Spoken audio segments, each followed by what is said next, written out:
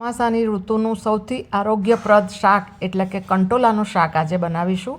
અને લગ્ન પ્રસંગમાં રસોઈયા મહારાજ ભીંડાનું, કારેલાનું, ટીંડોળાનું શાક તળીને બનાવે છે ને, બિલકુલ એવા જ સ્વાદવાળું, પરંતુ તળ્યા વિના અને પ્રમાણસર તેલમાં બનાવીશું. સાથે કંટોલામાંથી બીજ કાઢવાની ઇઝી રીત પણ બતાવું છું. ચોમાસામાં કંટોલાનું સેવન કરવું જોઈએ. તો આજે એક અલગ જ રીતે આપણે કંટોલાનું શાક બનાવીશું અને બહુ ઇઝી રીત છે, છતાં પણ એકદમ સ્વાદિષ્ટ બનશે.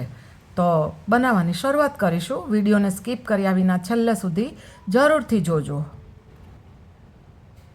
નમસ્કાર, હું કલ્પના અજય નાયક.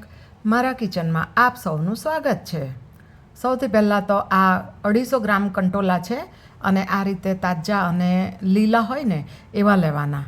અને કંટોલાને મેં 3 થી 4 વખત સારી રીતે પાણી વડે ધોઈ લીધા છે. તો હવે એને કટ કરીશું. તો કંટોલાના આવી રીતના 2 કટ મૂક્યા છે અને અંદરથી મને થોડા બીજવાળા દેખાય છે. તો એને બીજને આપણે રિમૂવ કરી દઈશું. કડક બીજ હોય ને એને કાઢી નાખવાના. તો ચાકુ વડે કાઢીશું. તો ચાકુ વડે બીજ સાફ કરવામાં બહુ જ ટાઈમ જાય છે અને તકલીફ પણ પડે છે. જુઓ, તો એક સરસ ઉપાય તમને હું બતાવું છું કે અંદરના બીજ ઇઝીલી કેવી રીતે રિમૂવ કરવાના.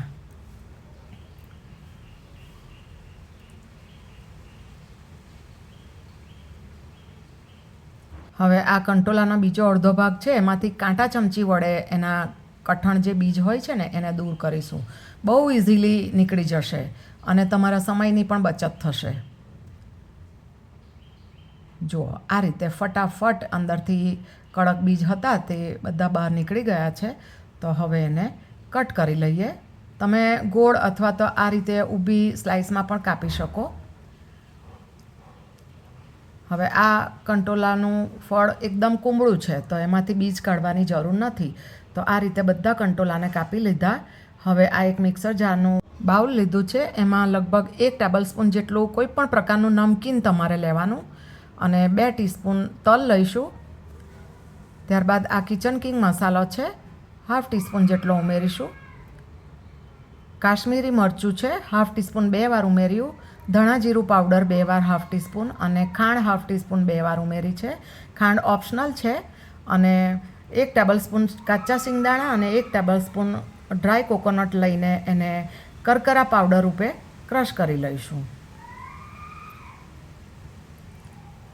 જુઓ, આ રીતે સરસ ક્રશ થઈ ગયો છે. સાધારણ કરકરો રાખ્યો છે. હવે એને બાજુ પર રાખીશું.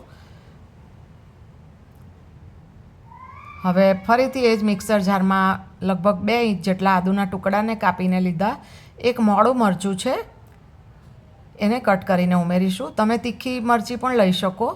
અને 1/2 ટીસ્પૂન જેટલી લસણની પેસ્ટ છે. તમે આને બદલે પેસ્ટને બદલે 5 થી 7 કળી પણ લઈ શકો. થોડી હળદર ઉમેરી છે, 1/2 ટીસ્પૂન.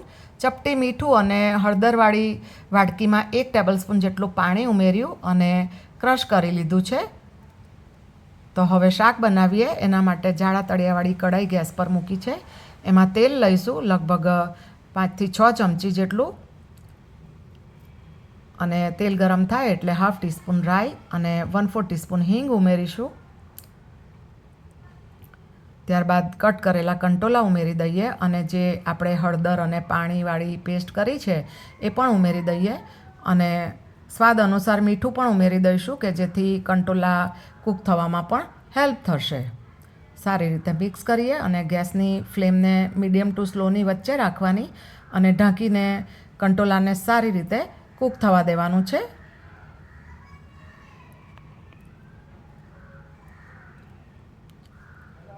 બે થી 3 મિનિટ બાદ કંટોલાને આપણે આ રીતે તવેથા વડે હલાવી લઈશું અને ફરીથી ઢાંકીને કૂક થવા દઈશું.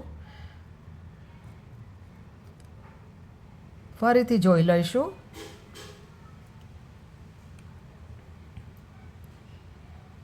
કંટોલાને કૂક થયા કે નહીં એ ચેક કરીશું.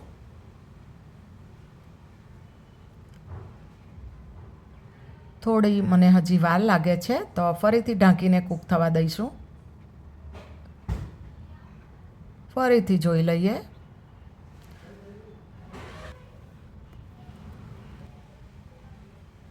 કંટોલા સરસ નરમ થઈ ગયા છે. ચેક કરીશું આ રીતે હાથ વડે. જુઓ, સરસ તૂટી જાય છે, એટલે કે કંટોલા આપણા પ્રોપરલી કૂક થઈ ગયા છે. તો હવે આપણે જે મિક્સર જારમાં ડ્રાય મસાલો ક્રશ કરેલો એ ઉમેરી દઈશું બધો. મોસ્ટલી આમાં આપણે બધા જ મસાલા ઉમેરી દીધા છે, એટલે બીજા કોઈ એક્સ્ટ્રા મસાલા ઉમેરવાની જરૂર નથી. અને આ શાકમાં વપરાયેલ તમામ ઇન્ગ્રેડિયન્ટ્સનું લિસ્ટ મેં ડિસ્ક્રિપ્શન બોક્સમાં આપી દીધું છે, તમે ત્યાં જઈને જોઈ શકો છો. કંટોલા ઓલરેડી કૂક છે, તો આપણે 2 થી 3 મિનિટ રાખીશું કે જેથી મસાલા શાક સાથે સરસ રીતે સેટ થઈ જાય. હવે શાક રેડી થઈ ગયું છે, તો ગેસને બંધ કરી દઈશું અને ઉપરથી ચોપ કરેલી કોથમીર ઉમેરીએ અને શાકનું સર્વિંગ કરીશું. તો આ થયું કંટોલાનું સરસ મજાનું ચટપટા સ્વાદવાળું શાક. એકી નજરે જોતાં તો પ્રસંગમાં રસોઈયા મહારાજ જે ભીંડા, ટીંડોળા, કારેલા વગેરેનું તળીને શાક બનાવે છે ને, એ જ લાગે છે ને, પરંતુ આપણે તળ્યા વિના પણ આવું સરસ શાક બનાવ્યું છે. અને અગાઉ કહ્યું એમ કંટોલાનું શાક ચોક્કસપણે ચોમાસામાં ખાવું જોઈએ. તો ઉપરથી થોડું કોકોનટ તથા મરચાંની ચિપ્સ મૂકી છે. અને તમને આ રેસીપી કેવી લાગી એ મને કોમેન્ટ બોક્સમાં એકવાર જરૂરથી લખજો, કે જેથી મને પણ ખૂબ આનંદ થશે. તમારી એક કોમેન્ટ મારો ઉત્સાહ વધારે છે. તો ફરી મળીશું આવી જ એક નવી રેસીપી સાથે.